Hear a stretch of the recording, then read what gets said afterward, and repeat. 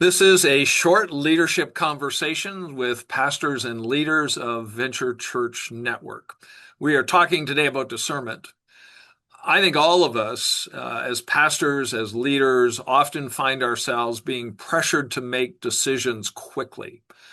Sometimes there's a place for that, but often we are being pressured by a lot of voices and people who have personal preferences. They have their own soapbox and hobby horses that they want to push forward.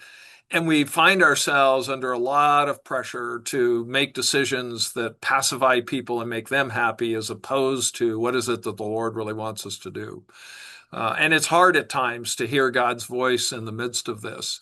And I want to make a suggestion on this, that discernment isn't always choosing good over bad or what's best over good. Ultimately, discernment is choosing what the Lord wants us to do. It's knowing the mind of Christ. It's listening to his voice and being obedient to what the Lord wants us to do, because his ways are not our ways, and what he wants to do isn't always make sense to us. Proverbs 3, 5, and 6 is one of those verses that I love. Trust in the Lord with all your heart and do not lean on your own understanding. And it draws a contrast between those. I've substituted a lot of words in for that second part of that verse.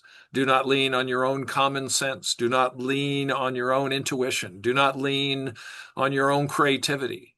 Don't lean on your own mental acuity to problem solve. It really comes down to, do we really trust the Lord?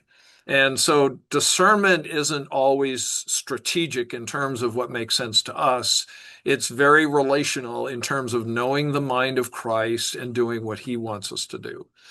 And so one of the things that we often have to do is step back and what is it that God is inviting us to really be and do as we see him and who he is and what he's doing. And so one of the things we need to do is sometimes step back from the noise and the voices that are yelling in our ears and putting pressure on us to make decisions that will satisfy them, and make sure that we're making decisions that really reflect the mind of Christ and his voice.